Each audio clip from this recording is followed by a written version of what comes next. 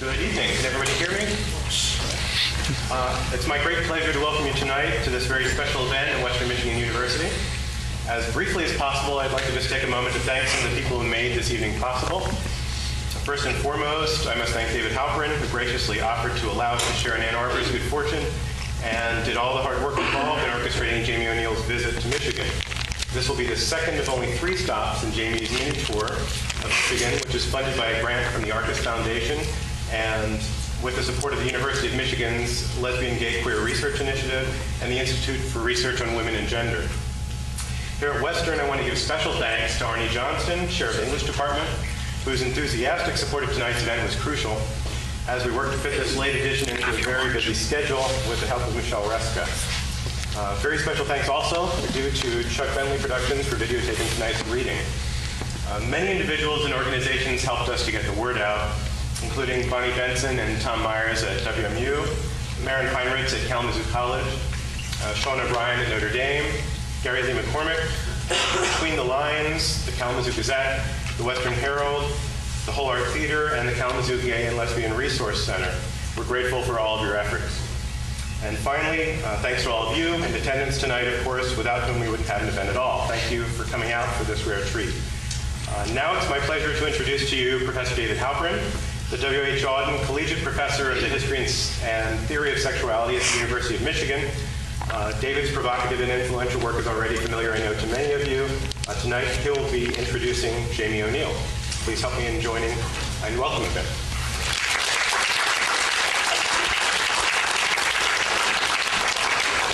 Hi, everybody. I'm glad to see you. I'm glad that you're going to help me welcome Jamie O'Neill to Michigan. This is his first visit to Michigan. He had to learn how to pronounce Michigan. He was surprised to discover that he wasn't flying to Chicago in order to come to Ann Arbor. And I think now it's probably fair to say that he has no idea where he is. But in any case, I'm very pleased that he's here in Kalamazoo, especially because, not just because of WMU, but because Kalamazoo is home to the Arcus Foundation, a private foundation that supports social justice with special emphasis on LGBTQ issues. And we're very pleased that they helped bring him here.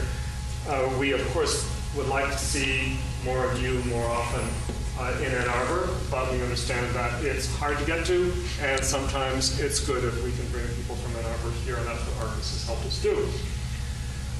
Jamie O'Neill is the author of 3 novels, most recently a book called Bat-Swim 2 Boys, from which he's going to read, which is, I think, one of the most beloved books in contemporary gay and Irish fiction to have been published recently.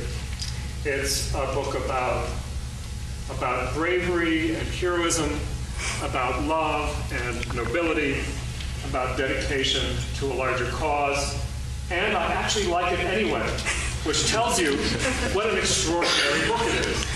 It is a book that helps us to rethink both Irish identity and gay identity separately and in relation to each other. And it's a book that also does with almost grotesque totality. One of the things that many of us, especially here in the United States, expect Irish literature to do, and that is to renew our sense of the possibilities of English prose and to get us to fall in love all over again with the English language. So Jamie is going to read from it. You're here to hear him, not me, so I am not going to continue introducing him. I'm just going to hand him over to you. Help me welcome Jamie O'Neill.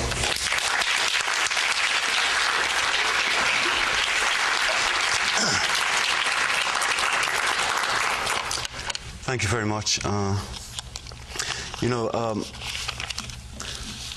When I get too much praise for my work, I always read out a sentence from the worst review I ever got, and it's from the Jerusalem Post, which is kind of nice anyway, because already there's another continent involved. But it says, a prurient, often voyeuristic, unbearably self-conscious, digressive and tedious agglomeration of pages. And I think it kind of deserves an award itself, really, to get so much vituperation into one sentence. Anyway, Bat-Swim 2 Boys is set in Dublin, in Ireland. in 1915, and it follows the year to the Easter Rising of 1916, when for a week a few hundred madcaps, hotheads, fanatics, or brave young men and women, you take your pick on that one, rose in arms against British rule in Ireland. And it was a complete failure. It was a desperate failure. But in a very Irish way, it became something that you would call the triumph of failure. We claim our legitimacy from that moment, and it inspired Ireland to really think of itself differently and to separate itself from the colonial power. In that sense, it had to be at Easter. It was like the crucifixion, then the resurrection. And one of the things that I was trying to do with this book was also point out that it's like Wilde, Oscar Wilde, you know, somebody who sunk so low and then rose again to be, you know, virtually supreme as a I've got to stop talking now and just read. In this first passage, Jim, who's one of the boys of the title, he's gone down the back of the pier, near where he lives, down the back of the pier one dark, stormy night. And there he met a soldier. He had what Joyce would have called an encounter. Now, some days later, he must go to confession. Jim joined the queue of penitents. It was impossible he should say these things to Father Taylor. He had no words for these things. His mind would not consider them, but physically, in a twinge of his head, jarred their notion away. Would Father Taylor know him? The lamp that lit the priest's profile would show his face if the priest turned. If the priest should hunt him out of the confessional. There was a sin against the Holy Ghost that only a priest knew what it was. That sin could not be forgiven. If this were that sin, was there truly such a sin? The queue shuffled its few feet closer to grace, and he with it. And now he was inside. The confessional evening closed round him, the crucifix glimmered in front. A woman's mutter sounded through the space, forgiven, Latin, click. A moment when all awaits. With a louder click his own slide opens. Through the cruciform gauze in the grating, the bristling ear of the priest.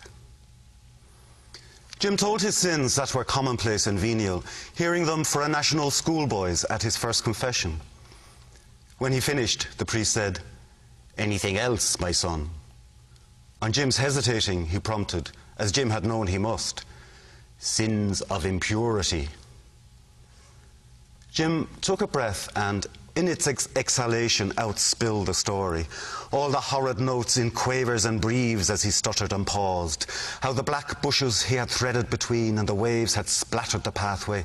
Down the pier till he came to the shelter, and there he had waited while the sea in restless motion moved. On and on, unmanning himself with the awful truths. And, in his nervousness and dread, perhaps not entirely coherently, for the priest interrupted and asked, "Was she a married woman?" Jim was startled for a moment, so that he answered, "No." "Was she a fallen woman?" "It wasn't a woman at all," Jim said. The priest paused. "It was a girl, so." Jim began, but again the priest interrupted. "Had he touched her?" "No, Father. He was certain he had not touched her." "Father, it wasn't a girl at all." "Was she a Protestant woman and she did lure him on?" Jim had thought this worst was over, but no, he must suffer the scandal of speaking it again. "Father," he was truly ashamed to tell it, "but it was a soldier, Father." "An English soldier?" Jim didn't know. "Was it the English soldier who lured him to the girl?" "It wasn't a girl, Father." With a testy shake of his head that had Jim cowering lest he should turn, Father Taylor gave him to know it didn't matter her age, but it was the sin he should mind. He should thank God and his Holy Mother that she had looked down on him then and prevented his touching the fallen Eve. Where did this take place? Jim answered, "The pier."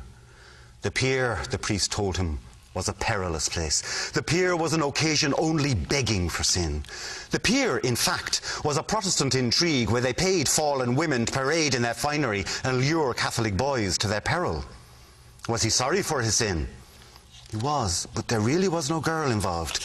It didn't matter was she a girl or a woman, his guilt was the same. But if she was a married woman, then the sin was more grievous yet. Was he sure she was not married? Father, please, it was a soldier. The soldier must look to his own salvation. Father Taylor did not doubt he was a Saxon and a heretic and most like lost to God. Either that or an Ulsterman. However, that he led Jim to the girl did not lighten one jot the blame attached to Jim. Did Jim promise never again to sin that way? It was a heinous sin even to speak to such a girl. Had he spoken? No, Father. Did he promise? He did. Would he promise never again to stray to the pier? He would promise that. How old are you? I'm 16. Father Taylor then, continuing his forcefully whispered mode, discoursed upon chastity and marriage and think what his mother would say and letting down the good name of all Irish boys. With bleak dispassion Jim listened. The priest spoke of Our Lady and told how every impure thought, how every glance was a thorn in her sacred heart. Jim had had a narrow escape. He might have sinned deplorably had she not been watching over him. Accordingly, he gave penance of rosaries and had already launched into his Latin when Jim touched the grill and he said, Father, what is it? Am I truly absolved? Have you told all your sins? I have, save it was a soldier, Father, not a girl. Will you forget about the soldier? Forget about the girl. Pray for them in all charity by all means. But most important, pray for your own soul that is in peril. And keep clear of the pier, even for fishing.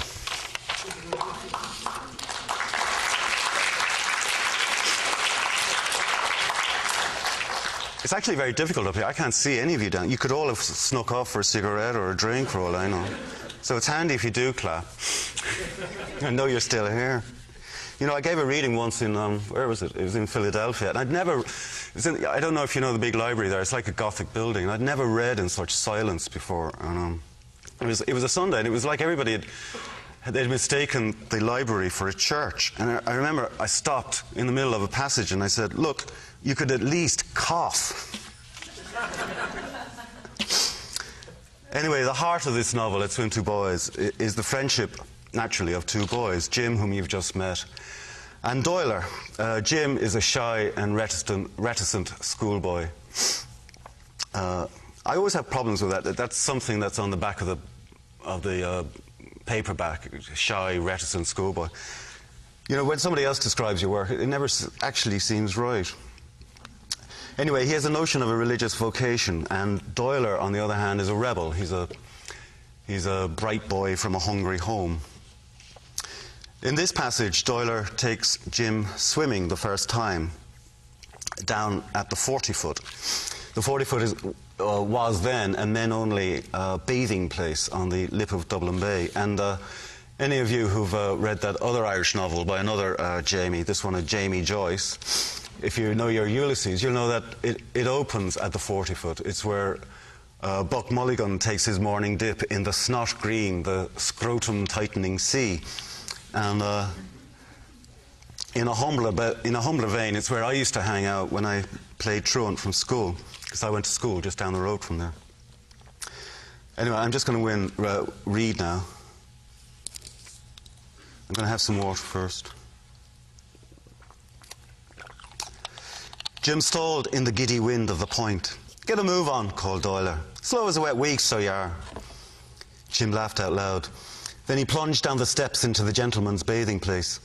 He certainly did feel giddy. They weren't halfway undressed and he was laughing again and saying, I suppose they insist on you wearing some manner of a costume here. What's that? Said Doyler. This manner of a place. There'd be rules here and regulations regarding what you might wear and all manner of a thing. Are you right there? Don't you feel it's a bit public? You've took a right rare colour. Bit public all the same, wouldn't you say? Doyler skittered and laughed. Jim's towel had unrolled, showing his father's cut-down drawers that Jim wore at the school baths. Put them away, said Doyler, and give us here your hand. My hand? He took Jim's hand and rubbed it between his palms. Stay easy, old chap. There's only the both of us. Didn't I tell you we'd have the place to ourselves? Jim nodded. Doyler's clothes dropped effortlessly in their pile. Weren't you never out for an easy dip? He asked. With a pal, for a lark like. Lark. Songbird that sings on the highway, exaltation the collective noun. Jim looked straight in the lakey black eyes. I don't suppose I ever had much of a friend. Like ripples in a sand, Doyle's brow creased. You're a queer one, Jim Mack, I don't mind me saying. Get on out of your shirt and let's get busy. When he pulled up his shirt, there was Doyle's face, tunnelled by the collar, then the white cloth seeming never-ending till its tail slipped over his head, and Doyle's face again, a lopsided grin appraising him. He'd be all right if Doyle wouldn't be watching the while. You know, you don't look half so scrawny in your pelt. A couple of mornings here and we'll soon have you in sorts. Somewhere in the heat, Jim perceived a smile brought out of him. And don't mind about your lad below. That's only the nerves makes him poke up. Nothing to be shy about. Can you jump in? If I hold my nose. Be sure now, it's your nose you hold. On the bold grin, he grabbed Jim's wrist. Steady, go. They raced to the ledge, Doyle letting out his yahoo of a yell. Father, Son, the Holy Ghost, Jim lifted, dropped, splattered. A freezer of a sea, punching the breath from out of him, ears filled with a roaring quiet, falling like in sleep in green and opaque dream. Then the pumping in his ears grew fierce, and the lungs were like a paper bag you could bang with a clap, and he fluttered his hands to begin the ascent, unintentionally, frantically by the end. At last he broke surface, and dear joy, there really is air. A hand slaps on his shoulder, and up pops Doyle. What cheer, eh? Says he. The weight sent Jim under again, and he came up spluttering foam and thrashing. Are you trying to run a foot race or what? That's no way to tread water. Look at here, go slow, be easy. Jim was going to say something, but a wave came and found his mouth. He was coughing and sinking, and suddenly an arm had caught him under the shoulders, guided him to the iron ladder up. You sure about this? Honest, I'm grand. The water trickled in and out of Doyle's mouth. He looked uneasy, and Jim didn't wish to be the cause of this coddling. See the raft beyond? 50 yards out, a platform was moored.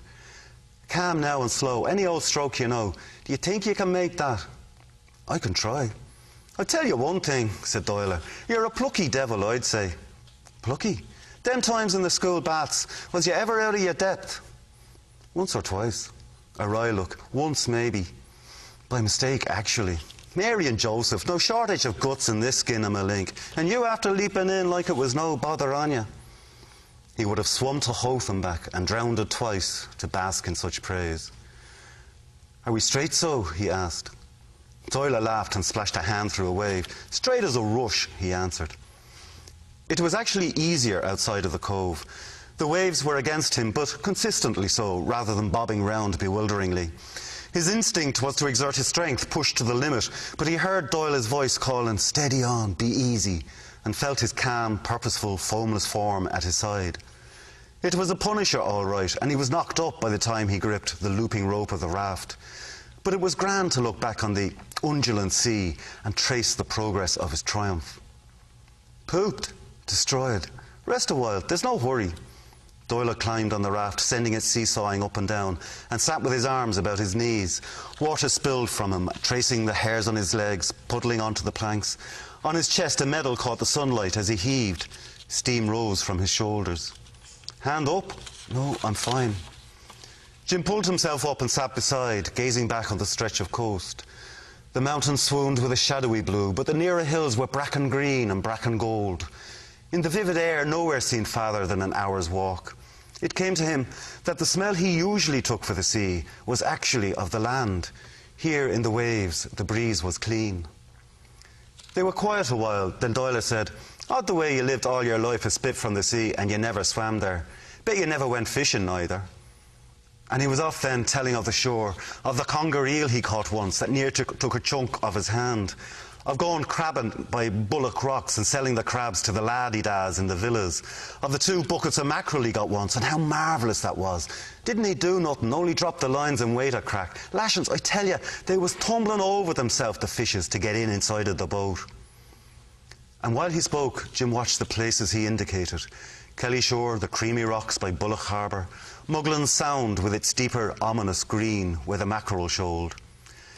It awed him that Doyle was not bemeaned by his life, as Jim felt bemeaned by his.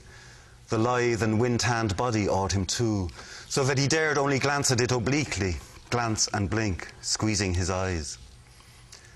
Then Doyle was frowning, concentrating on the shore, the way he was searching for some particular spot. "What you said back there?" He shrugged. Don't suppose I never had much of a friend neither." A long wait, then an arm went round Jim's neck. Again that shock of touch. It near jumped Jim from his skin. It was this way whenever their bodies met. If limping, Doyle brushed against him, or laughing, he squeezed his arm. The touch charged through like a sputtering tramwire, until it wasn't Doyle he felt, but what Doyle touched, which was himself. "This is my shoulder, this my leg." And he did not think he had felt himself before, other than in pain or in sin. "Look at the pair of us," said Doyle. "Mother naked on a plank in the sea. Are you straight for your first lesson?" The crawl it is." He was about to slip off, but then he paused. He nodded out to sea. "There's the Muglins out beyond. A couple of weeks back, Easter time, I got to the raft here and I thought to myself, why not? Now there's a stretch would leave you pooped. Destroyed you be with the best of them. The tide sea in the sound gets up a fierce current. Near missed me landing too, had me scrambling like 60 to gain any go of it. It's all of it rock there, no grass, no nothing. But I found me a dip that was out of the wind where the stone was smooth and mossy. So there I lay in the skin I was born in. Whoever it was had fixed a trough, don't ask me why, that had sweet water when I tasted it. And there's this other stone that rocked with the waves, only slow-like, and let out a moan when the waves went in under. I reckon no one would know that place. But it was handsome to stretch with the moss through me fingers, and I followed the clouds that tumbled by. I felt my ease that day. The only company was an old gander, I thought he must be lost, that watched an hour or more, stood in the leg on his nose and his feathers. And do you know what I reckon? Jim's lips framed a whispering what? "I reckon if we worked at it hard, every morning, say, we worked on your stroke, before I went to work, before you went to school, out to the raft while the raft is out, every day we'd do it, rain or shine, till you find your feet, or your fins, I should say. I reckon, come Easter next, we'd swim out there together, and I'll show you the place, and you'd know like what I meant." Jim saw the Muglins, little more than a rock to hold the light that told the rock's existence. He saw the green where the current flowed and the crested horse that broke from it. He saw the storms that will come and the dark mornings and the bitter wind out of the north and the east. A year? Could likely do it sooner. That's if you don't turn religious on me. The very idea was cracked. Why would I do that? Doyle laughed and tossed up speck in the sea. "But it wouldn't be the same if it wasn't Easter," said Jim. "Indeed, and it wouldn't. Are we straight so?" "We're straight as a rush." Doyle spat on his hand and Jim did likewise, and their palms rubbed in the smear. "The crawl it is," said Doyle, and he slipped from the raft. Before he joined him and the sea would wash it away, Jim sniffed his wetting palm. A private smell, like leather, bodily, raw. Thank you.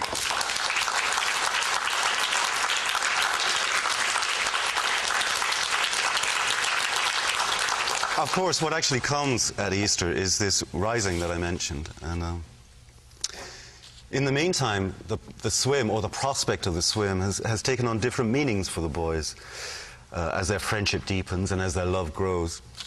At first, of course, it's a boyhood test of endurance or courage, togetherness, whatever you have, that usual sort of thing. Sort of Mark Twain thing, I suppose. And later it becomes a metaphor for Ireland's struggle. And then it becomes a metaphor for the boy's own struggle, just to be, to find some place to be. Until in the end, as Jim grows in confidence and awareness of what is happening in his life, he can only explain it this way. You see, he says, we're extraordinary people. We must do extraordinary things. And I like the way this boy, who's kind of frightened of his shadow to begin with, he's able to think of something like that he's an extraordinary person. I'm going to read something about another character next. And I often describe him as the Holy Ghost of my Trinity. He's an older man called MacMurrough, not that much older. But he's from an ancient Irish family. He's recently, they're rich, in other words. He recently returned from England, where he served 2 years hard labour for gross indecency with a chauffeur mechanic, which is the same prison sentence, of course, that Oscar Wilde served. When we first meet MacMurrough, he's a predatory, wounded soul. There are all these voices in his head, and he has entire conversations. He has interior dialogues, let's put it, instead of monologues. And at one time he prostitutes Doyler, he goes through all that sort of thing. But part of the novel is his coming to terms with himself, coming to an understanding that the goal of our humanity is to be able to love and to be worthy of being loved, which is a phrase out of André Gide, well, to that effect from André Gide. I have to be careful with David Halperin here, because he knows these things off by heart in 10 languages. Anyway, in this passage, MacMurrough and his aunt and her priest are driving into Dublin for St. Patrick's Day, and MacMurrough is going to pull the priest's leg, presenting Oscar Wilde's trial as the trial of an Irish patriot. And I'm just going to tell you who Sir Edward Carson is, who's mentioned in the text. He was the barrister whose cross-examination of Oscar Wilde began his downfall. And currently, in the present tense of the book, he's the leader of the pro-British faction in Ireland, the Orangists or the Loyalists. And it's a happy coincidence that he also used to swim. He was a frequent swimmer at the 40-foot. But he just wasn't a very good swimmer. And you'll find that all these people who are anti-gay and anti-republicanism, they're all the same people, and they're all rotten swimmers. Anyway, they were speaking of patriots, Dublin associations of famous rebels, of battles ancient and modern. There Lord Edward had lived, there the Danes had fled, on the left now the Ormond camp when Cromwell held the city. The car through sober streets motored, while the travellers made leaps and purlers in time. MacMurrough leaned forward from the back seat. "We must be coming to Merrion Square." "Soon," answered his aunt. "Baggot Street," said her priest. "Up on the left now. Thomas Devis died there, a pneumonia brought on by ceaseless efforts for young Ireland. A nation once again, that was his. A tremendous poet, Madam MacMurrough, you will agree. An inspiration to us all, for all he was a heathen." "Merrion Square," said Evelyn. I should tell you that Oscar Wilde used to say he was born in Merrion Square. He actually was born around the corner, but Merrion Square is a posh address, so he used to say he was born there. They came into a bosky square of rose and russet terracing. Plates by the doors and close-lipped smiles told guinea fees for doctors, lawyers. Railings curved up steps, unfolding intricate shapes for lantern holding, the snuffing of torches. The sun was seen to attend the upper windows. "I don't believe I know," the priest remarked, "any patriot associated with Merrion Square, though in course of time our new cathedral will rise here, and what truer monument to our country and her faith could a true-born patriot look for?" "Westland Row now, and Trinity Fields to their left. The Foreign College," said Father Taylor. A jam of jarvies toward the railway station slowed their pace to a crawl. MacMurrough leaned forward again. "There was one Irishman associated with Merrion Square," he said. "Yes, the English put him on trial." "It is ever the way," the priest affirmed. 3 trials, in fact. On the first, he had the wit to proclaim, "I am the prosecutor in this case." "I see, yes, very good," said the priest, "for all his country's wrongs." "I need hardly tell you, Father Taylor, of the desertion by his friends, of witnesses bullied and corrupted, of the agitation against him got up by the newspapers. It was ever the Saxon sneaking way. Indeed, they say the evening he was arrested, the packet to France was filled to overflowing with like-minded gentlemen. Who writes this shite? With like-minded gentlemen fearing for their liberty. "Flight of the Earl," said Father Taylor. "The wild geese who chose to serve in exile than suffer the alien yoke at home. It is history in a nutshell. But you have not told me this gentleman's name." His conviction was inevitable, but from the dock he gave a celebrated speech which defied to the heavens the traductions of his adversaries. "A speech from the dock! I have heard it said and have said it myself. The speech from the dock is the only truly Irish drama. 3 patriots may not gather, but a rendition of Emmet or of Tone will edify the occasion. It is a form peculiarly suited to the Irish temperament. And what did the speech from the dock say?" The jury was unmoved. The judge called for order, but still the gallery cheered. They may purchase however many juries at whatever cost to their exchequer, but the honest man of the street they cannot touch. But I am surprised I have not guessed the gentleman's name. You must remind me now." Evelyn interrupted. "I fear, father, I may come no closer to the station." "Madam, forgive me. I was talking with your nephew. This is fine for me now. Grev mila machagot." "Irritating man," she said, when MacMurrough had climbed to the front and she was turning the car. He let the boys find their own way into town just so he might have a motor ride. She made for St. Stephen's Green and gave the car at the RIAC garage. They walked to the Shelburne Hotel, where she had a day sitting room arranged. MacMurrough watched out the window while she sat to repair her toilet. "Are you really so lunatic," she inquired, once the maid had left, "that you were about to give Oscar Wilde's name to the parish curate?" "So you heard our little parlance. I'm sure you think yourself most ingenious." "Well," said MacMurrough, "and was he not an Irishman? And did his speech not bring the gallery to its feet?" "You refer to the eulogium on illicit love. The love, yes, that dare not speak its name." "Its name," she said, "is buggery, as any soul in the 3 kingdoms might have told him." MacMurrough turned from the window, and he looked with smiling admiration on his aunt. "Do you know, at home we didn't dare say stomach for fear of my mother reaching for the smelling salts. And here we are discussing buggery and Wilde. You are a breath of air, Aunt Eva." Her lips narrowed, refusing the compliment. She said, "The English behaved unforgivably with that man." She saw him in her glass and said, "Raise your eyebrows all you will, but it is true. They forgot what the continent is for and thought to replace it with Reading Jail. They have attached a cachet to his name which to this day attracts the idle and dissolute. But then the English have always favoured punishment over sense. The man was a buffoon and ought to have been treated as such, green carnations and all." "I don't know that I agree," said MacMurrough. "Are green carnations so very much more buffoonish than these?" He fingered the spray at his breast. "These," she answered, "are shamrock leaves. They are the emblem of our country, of its holiness and ancientry, which we wear with pride on this day of each year. What is more, admit I have never seen it, but we are told they grow naturally, which cannot be said of a green carnation. Then let us tolderol for nature and deck ourselves in trefoils."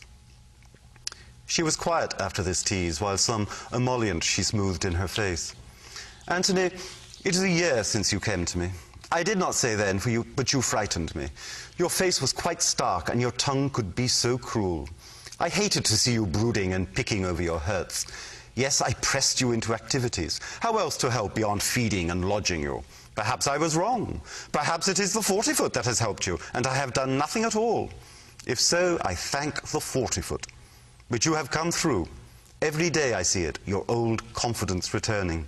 Your face too has cleared, and is almost the face I loved so many years ago." "You loved?" "I loved. It was a terrible punishment you suffered. I am not the least deceived. But it is over. You know that it is over. You have come through." "Yes," said MacMurrough. "I think you may be right. I think I really may have come through." "You must put aside this fascination with Oscar Wilde. If you cannot forget him, at the least regard the totality of the man. He had a wife, he had children, he worked hard to support them.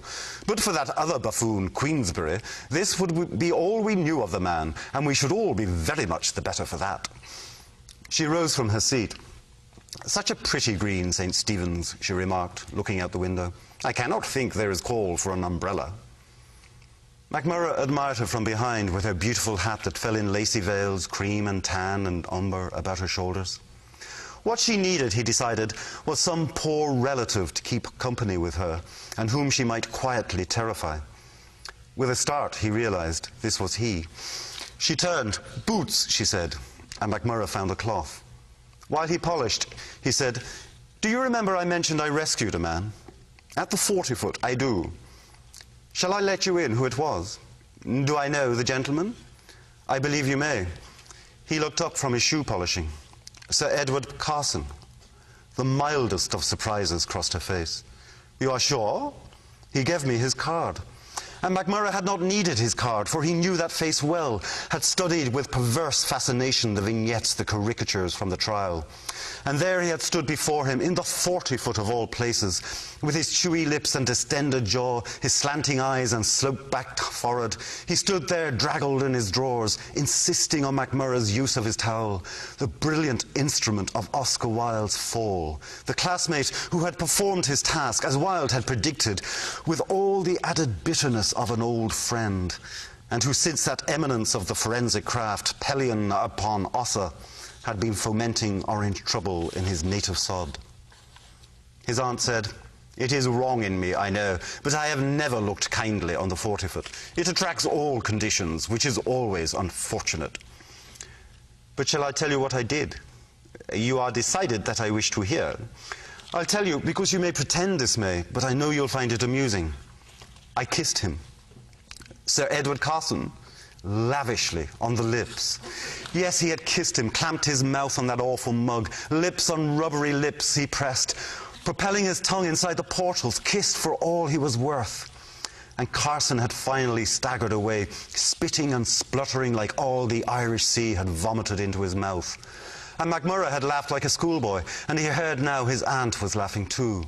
"You are a wicked, wicked boy," she said, "and the Lord knows what retribution may come. The Attorney General, King Carson himself. You gave your name? Naturally, I am a gentleman. Oh, quel beau coup pour l'Irlande." And she gazed upon her nephew with fondest affection.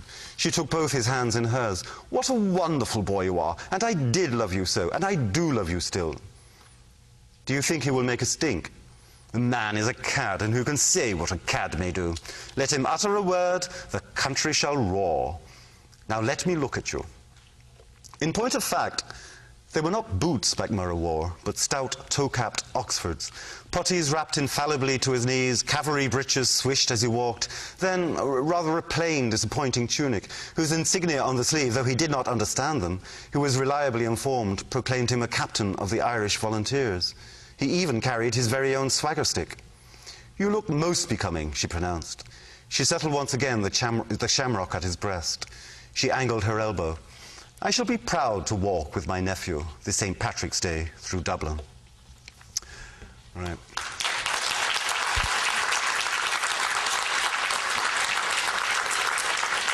I've just realized, it's a bit late, but I just realized I forgot to switch this thing on.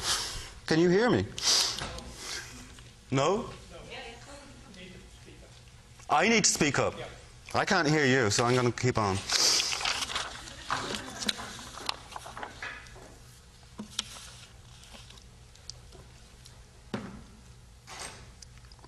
I'm going to read a bit about Jim's father, who's called Mr. Mac. He's a man of significant face and consequential airs. He was once a quartermaster sergeant in the British Army, and now he runs a corner huckster's store. His great wish is to be thought a gentleman, and for his son, Jim, to be seen doing gentlemanly things. And part of the novel is Mr. Mac's coming to an understanding that beyond respectability and being a dignity in the parish, it's his son and his own great fatherful love for him that's most precious to him in the world. And he's a bumbling sort of fellow, and in this passage he more or less bumps into the Easter Rising. Mr. Mac was a touch light in the head leaving that pub, and considerably lighter in his pocket, having stood treat for some very practical reason that escaped him now, a round or was it two for the house. What time was it at all? He came out at a crossroads. King Street said the sign. He stood at the corner, high and low. He stared, puzzled to an ambush. He couldn't make it out at all. It seemed to him there were evictions up and down the street, bedsteads coming out, and out the houses, mattresses, settee. Even, you'd think all the bailiffs in Ireland had suddenly descended this day, and a rum set of bailiffs to look too. No more than boys, most of them. Out of every house they came, lugging some old goods or other and piling them in the street. Children were bawling, women were tugging at their belongings, beseeching all manner of language, dogs abuse at the shrill of their voice. And the piles extending right across the street. Now that, what sense was there in that, only blocking the public highway? Mr. Mac took a step towards them. The street crunched under his boot. Everywhere he looked, broken glass everywhere. Bits, bottles, and plate glass smashed. How long was this he was on the Skite and the Lushery? He didn't know, but there was a riot after taking place in the meantime, and never a constable in sight. A cart was jolting towards the crossroads, and Mr. Mac ran out. "Halt!" he called. "Don't come down. There's glass in the road. She'll slip and hurt the beast." One of the bailiffs stepped out. He had a gun. He had a gun pulled on the carter. "This cart is commandeered," he said. "Take the gun. Take it off him," a woman shrilled. "Shirkers, there's only cowards." Mr. Mack said, "What's going on here?" The woman turned on him. "They took me bed. They took me only bed, they did. The Republic will pay you, missus," said the fellow with the gun. "What Republic?" said Mr. Mack. "Get down off that cart," said the gunman. They took the cart. They turned it endways up with the bedsteads and mattresses. The woman was explaining to Mr. Mack, as a man of some authority and a bowler hat, that it was the bed her mother had left her. Her poor mother, God rest her soul, she died in that bed. The carter's cob whisked its tail. The carter looked round at the circle of people. "You saw that? You won't deny it. He had a gun on me. Daylight robbery," said a man at the door of his shop. "You back me up, he had a gun."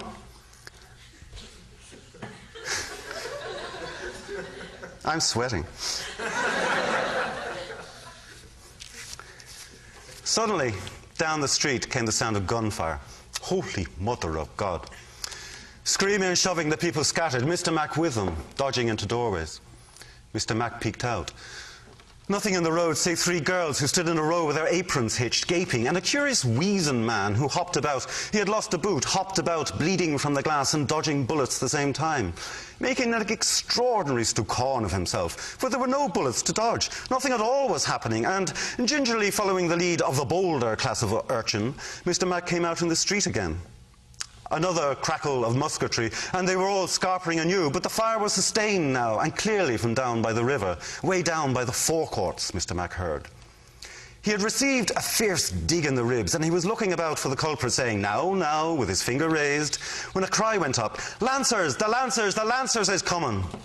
Some dashed ahead, only to hurry back, rejoining the mass that generally surged forward, sweeping Mr. Mack along.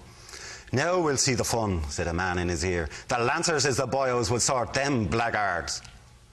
But that musketry came from no Lancer's carbine. Mr. Mack recognised that barking discharge, inconceivable though it was in the streets of Dublin. Mausers, without a doubt, great blunderbussy yokes of things the Boers had always favoured. But what would the Boers be doing in Dublin? A hurry of hooves ahead, a screaming avenue formed in the crowd. Terror big in its eyes, a riderless horse bolted through. Up side streets surged the crowd, searching anywhere to centre its alarm. Dumbly, Mr. Mack was carried along. His head, he found, was somewhat obfuscated in drink. He could form no very clear understanding of what was happening, and the natural malignity of streets worked on him so that he had no notion at all where he was in the maze of this back alleys and cuts. Horse clops echoed everywhere, many, many horse, or a few gone galloping wild. The Boer Mausers growled still, and it would scarce surprise him now if De Wet himself appeared at the head of a commando. Wasn't it always whispered De Wet was none but Parnell returned? But who came in the end was only 2 bewildered troopers. They hunched over their mounts, evidently lost, and the mounts, their reins trailing, snorted and blew. Someone shouted the rebels were at the barricade. And yes, it did look like a barricade, now Mr. Mack came to regard it. The Lancers fired quick cracks off their carbines. "There's a child down," someone shouted. "Mother of God, we'll all be slaughtered."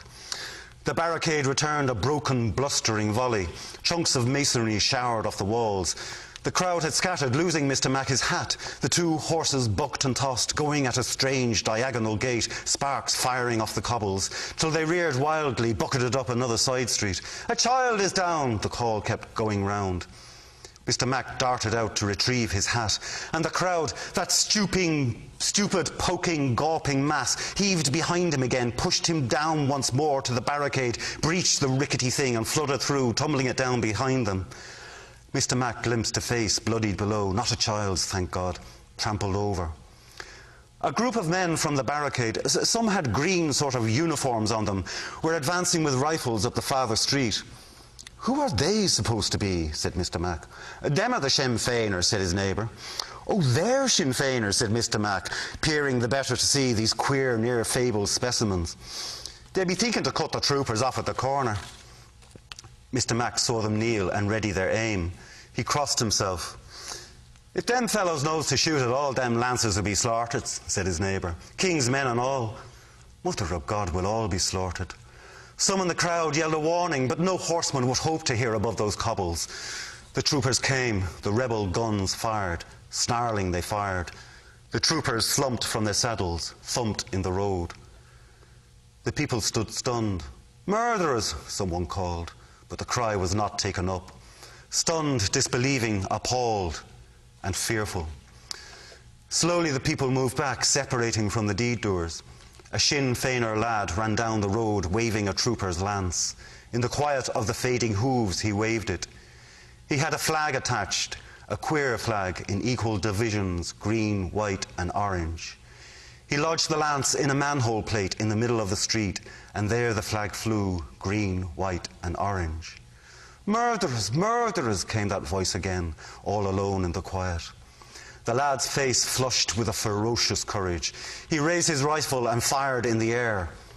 Only then did his comrades cheer, and they too fired off their guns, that furious joy of blooding. Mr. Mac turned and blundered through the crowd. He blundered by the dead child and the woman who "murderers, murderers" wailed. Along the lively, inquisitive streets he lurched. He must find his tram. He must be home. Nelson's pillar fingered from out the housetops. He fixed its direction in his eye, and for once his eye did not deceive his feet. Indeed, a hard push and a scrape it would be avoiding O'Connell Street that holiday afternoon. Every tenement, every fever nest, every rookery in Dublin was spilling its contents in the road. And it seemed to Mr. Mac all slumdom must reel its way to his tram stop. Every Shawley and Shabaroon, every larrikin and scut, every slut, daggletail, trollop and streel, frowsy old bowsies and loitering corner boys, sprawlers and caps, every farthing face and halfpenny boy, every gutty, gouger, louser, glugger, nudger, sharper, sleuther head, every whore's melt of them, Mr. Befriend and go by the wall, the dogs in the street themselves. All rascaldom was making for Mr. Mac's tram stop, and he must pinch and shove to gain any headway at all. At last he stood on the pillar steps. The great, wide, splendid thoroughfare. O'Connell Street, was you a Catholic? Sackville Street, was you at all in the Protestant way? Was it any wonder if a man went astray in this town? Swarmed with a wild, raw, mindless throng. Every now and then the shout would go up, "Troopers," or "the military," or "the police is coming," or "they shooting wild," and the crowd would stampede him by, leaving Mr. Mac to cling to the pedestal as to a cliff to keep any footing. Tricksters was all, hoaxsters, for no police came, no military. Loot was master. By him sailed the most fanciful apparitions. A slum boy in three top hats swinging golf clubs. Dirty-faced girls with boas and high-heeled shoes on. The mess of life veered and shifted. Another plate window crashed.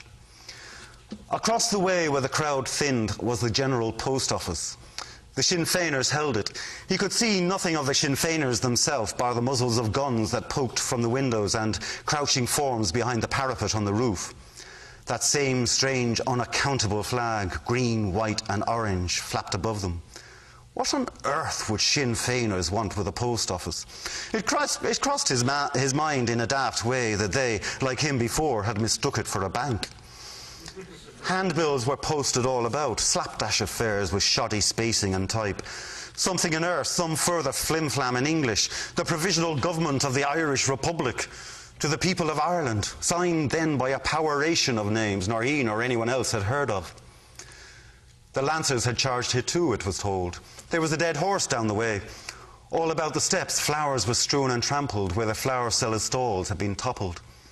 Barricades blocked the side streets, erected of particular things. Bicycles jumbled and piled in one, hunks of marble for another, bales of newsprint, the work of disparate guilds whimsically chosen. Trams had been overturned. There were no trams running, no juice, the tramman told him. Even trains, the Sinn Féiners had dug up the lines. And no polis anywhere. Withdrawn to barracks, every last pigeon-hearted, lily-livered, chicken-gutted sneak of them. It was pandemonium. It was Donnybrook Fair. It was Old Ballyhooly let loose. Naming calls, and he did not dare put words to his fear. But he knew the green uniform Doyle would always be wearing, and he had seen the wish of that Sinn Féin boy's face. Jim's age, no older. He must get home. Thank you.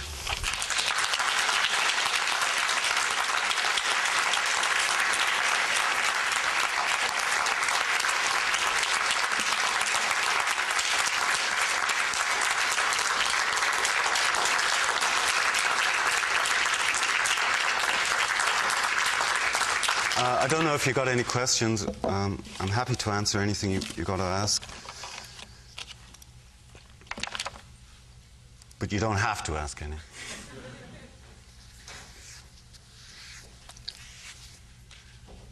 Should we just go for the wine then? That's what I'd like to do. Yeah. Well done.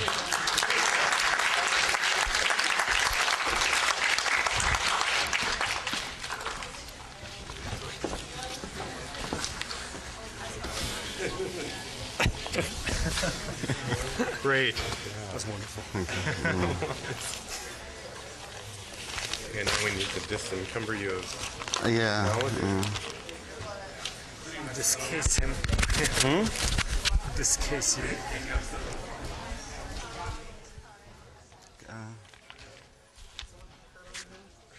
Yeah, he was sort of barbed out. Beautiful. Yeah, I can't believe how fast that went by. Do you use different voices for the characters, or how do you, when you're reading